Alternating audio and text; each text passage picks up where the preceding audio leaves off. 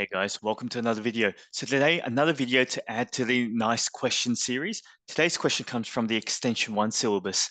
Now, the topic where it relates to can be considered to be rate of change or differential equations. Now, I must admit, I like this question because when I first read it, it immediately struck me as a classic differential equations question, but as you sort of read into it, there's a few parts missing that makes it a little bit different, still differential in nature, but it's the rate of change bit that sort of comes to the fore. So before I go on, if you haven't already done so, please like the video, subscribe to the channel, and tell your friends. Guys, let's dive into it. So today's question comes from Kambala 2023.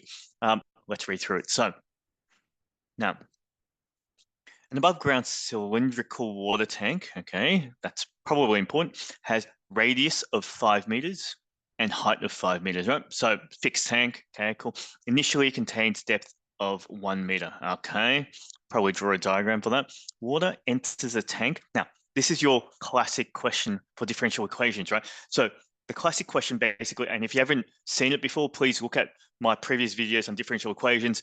You'll see a question that normally has like a tank, and we pump water in, pump water out. There's concentration in there, and then some sort of solute.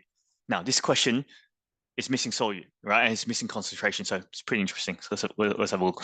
Water enters the tank through a tap at the top, concentrated of 0.4 kiloliters per minute. Water leaves the tank, bottom 0.1 H kilometers per hour. When the depth of water is H meters, okay? Okay, depth of the water in the tank is H meters. Cool. Okay. All right, not too bad. All right, so know that. Okay, first one, show that the differential equation there. Right, and then looks like we're going to integrate it, right, to find that, and then find the limiting volume of water. Not too shabby, guys. Shall we? So, might be worthwhile to start this question. Draw yourself a nice diagram. Here's a tank, a cylindrical tank. It's got initial height of 1, right? Other than that, the height is variable, right? So generally speaking, height there is variable, right? But right now, at time equals 0, right? At t equals 0, you know what? I'm going to define the height from this point onwards, right? Yeah, so at some point, right, the total water would be this much, but because right now, right, when t equals 0, h is 1. Okay, cool. Got it. Is that what I should do, actually? No, I think the height should come from the bottom, yeah? T equals 0, height is 1. Yeah, that's better. Okay, cool. Now, what do I know? I know that water goes in at a rate of 0.4 kiloliters. So 0.4 kiloliters per minute, okay? And it comes out, was it 0.1 H, okay? That's important. 1 kiloliters per minute, okay? And that's all I know, right? Like there isn't concentration in here, which sort of throws off your classic tank question, right? But let's see what we got. Now, what I found difficult, right, when I started this question, because I was so used to the question about concentration, where I derived a differential equation based on rate times concentration minus rate times concentration in and out, right? This one here, it threw me off because I looked at what was going in, what was going out, and I said to myself, I don't really know what that is. But what struck me was, this is volume, right? That's changing volume over time, kiloliters, because that's why they gave you this conversion over here, right? This is changing volume over time. Yeah. So just to be clear, the thing that they gave you in blue is changing volume over time, and the change in volume is 0.4, right? That's increasing, minus 0.1 H, right? And then I said to myself, well, they don't want change in volume over time. They want change in height over time. And what connects height with volume? We know it's going to be the volume formula of a cylinder, right? So volume of a cylinder is pi r squared H, right? So we start here. Now, as always, I say this to my class all the time.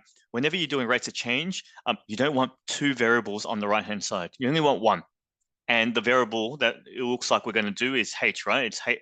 There's h's everywhere in the question. So I'm hoping that the expression for r is given. Now in this one here, luckily the radius is fixed at 5 meters. So first thing I'm going to do is sub in r is 5, right? So then I get an expression that looks like v equals to pi r squared, so 25 pi h, right? And that's the formula that I'm going to differentiate with respect to time. Yeah. So, and then I'll make h subject thereafter. Okay, cool. Sorry, make dh make dh dt the subject after. Now let's differentiate this with respect to time. So using the chain rule, dv dt equals to dh.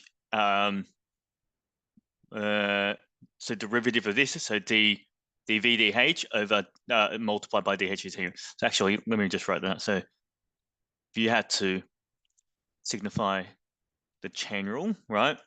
You know that it's dh and dh on that. Where now I actually have this guy here from this guy here, so I'm going to pop that in, right? So 0.4 minus 0.1 h equals to, now this guy is just a derivative of this side here, which is easy because it's constant, so 25 pi multiplied by dh dt. Guys, I need to make dh dt the subject, right? That's the point. So what I'm going to do, factorize 0.1 here, 4 minus h equals to 25 pi times dh dt, and then divide the 25 pi over, which gives me what I want, because that's 0.1. So therefore, dh dt 1 on 10, bring the 25 pi down, and you get 4 minus h over 250 pi, which is what part 1 was asking me to do, right? Perfect. Yeah. How's that? So basically what threw me off for this question was that I was so wedded to seeing the traditional tank differential equation. It threw me off, but what sort of gathered myself was when you just use the rates, that's changing volume over time. And so then I tried to derive a volume expression. And once you do that, you know that R is fixed, sub in 5, and then sub in your dv dt to make dh dt the subject, right? That's okay. Guys, once you get that, and then you're on sort of, pretty much automatic mode, right? With part 2, right? Where I'll do part 2 up here. And I'll zoom in a bit. So part 2 basically says, once you have your dh dt, they want you to solve this, right? So 4 minus h over 250 pi. Yeah, use your differential equations to do this. Now let's see. I've got dHd, and the h is there, and I'll bring this constant over the same side. So I'm going to bring this guy down. I'm going to bring dt up, right? And get 1 on 4 minus h dh equals to 1 on 250 pi dt, and then integrate both sides, right? That's ln 4 minus h. This is t over 250 pi plus a constant. Is that right? Yep. So once you get that, I'm going to exponential both sides, right? So if you e this guy, right, exponential and logs are mutually inverse, goes away, and you get e t on 250 pi plus c. Now, guys, you should be experienced enough at this stage, right, if you're going for like your exams and your trials and stuff, to know that when I plus c, I'm going to replace that with capital A for constant, right? Because when you split that exponential power, yeah, you get e to power c, and you go where a equals to ec, right? Just to make your teacher happy where you're working out there. And then make h a subject, move the h over, move it back, move the other guy over. So sort of switch. So then you get e t on 250 pi. I have a quick glance of what I have to do. Okay, there's a minus there. Did I forget a minus, guys? I must have, you know why? You know why? When I integrated that, there should have been a minus in front, right? Yeah, so then when I ln both sides, right? Technically, there's a minus in front. Oh, wait, is that how it works? So no, wait, let me think about that.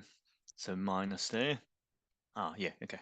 So at this stage here, I should have flicked the negative over, right, before I exponential both sides. So at this stage here, I should have flicked the negative over to go negative t on 250 pi plus c, right? And then exponential this step and not the step prior.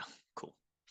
And then each one of those powers have a negative there. Perfect. Okay. So I just had to look at what I had to prove. I was missing the negative on the power, right? All right, perfect. Now, sub in your initial condition. So when t equals 0, h equals to 1. Yeah. So 1 equals to 4 minus a times e to the power 0, which is 1. Therefore, a must be 3. Yeah. Therefore, got it. Right. That was 3 marks. So nothing hard about that, I don't think. Right. Pretty classical. Once you go and once you've derived your differential equation, nothing too hard about that at all. And then last piece of the puzzle, guys, very common question these days, find the limiting volume of water. So you just got to take volume of water, right? They don't want you to find the limiting value for H. They want you to find the volume. So once I find H, sub it back into, where's my volume formula? Here, right? This guy. Yeah, this guy here, right? I need it back in here. So now limiting basically just means when t goes to infinity, right? So let's zoom in to do that calculation pretty quickly. So coming back a little, number 3. So when t goes to infinity, right, h goes to 4 minus 3 e. Now infinity, because it's negative, this guy here goes to 0, right? Which is 1. Is that right? No, that can't be right. Oh yeah, it is. Is it? No, it goes to 0. Oh God. Yeah. 4 minus 3 times 0 is 4. All right, cool. So it goes to 4. So therefore, the volume will go to 25. No, let's say 25. All right, 2 pi. 25 pi multiplied by 4. So that's 100 pi, which 314 liters or kiloliters, right? That's my limiting volume. How's that? So guys, not a hard question, I'd say. Initial part threw me off because it was your classic structure of a differential equation with tanks.